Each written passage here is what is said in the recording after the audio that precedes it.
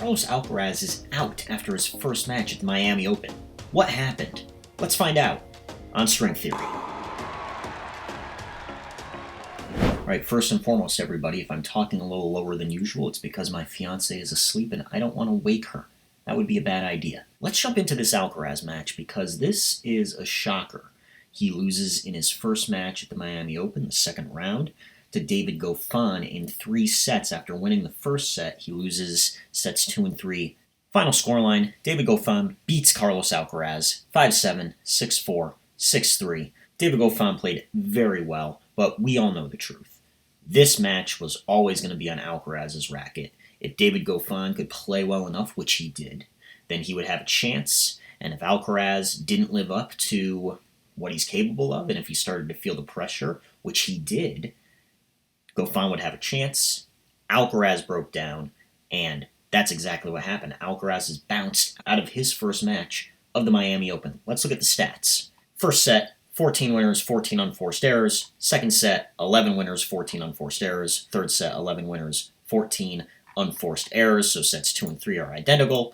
Second serve points won. First set, he's winning 58% of his second serve points. Set 2, 54%. Set 3, 50%. So you see a gradual breakdown, and just using the eye test, that's kind of what happened. First set, it was tight, but you always felt like, or I always felt like, I won't speak for you, I always felt like Alcaraz had it in control. I felt like after the first set, he would just find a way to break Goffin in the second, and he would be on his way into the third round. That's not what happened. Second set, Goffin stayed in it. Alcaraz played a sloppy game at the end of the set. Goffin takes it, takes the set, gets on a roll early in the third set, and that's all she wrote. Alcaraz has now had 2 matches in a row where this sloppiness has just come in, and it's really unexpected to see. He was playing so well in Indian Wells in the first few rounds, and now suddenly 2 matches in a row, 2 matches that I think he probably could have won if he was just playing at a good, solid Carlos Alcaraz level. But instead, we got a breakdown. The gusto that he usually has kind of faded a little bit. He still had it a little bit, but I felt like I could see some doubt creeping into him, a little bit of uncertainty, a little bit of frustration more than anything.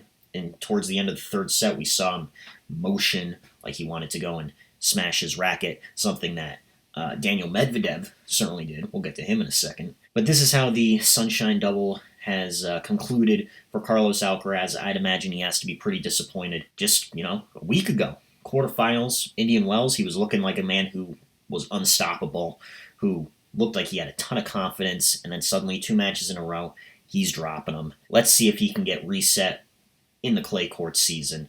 Hopefully he can. Hopefully we can see him string together a few really good wins. This opens up the draw for Djokovic. Now Djokovic, he had a win today. Bottom half is kind of decimated. Alcaraz out, Medvedev out. Now Djokovic has a good chance to make a good run, which is exactly why he's playing in Miami for the first time since 2019, which was the first year that the Miami Open moved to its new venue at the Hard Rock Stadium. Kind of hard to believe it's been that long, but hey, there were reasons why Djokovic did not play in the interim years, let's just say, and leave it at that. Now let's move on to Daniil Medvedev, who did not play a great match. Not at all. First set, 3 winners, 16 unforced errors. Not great.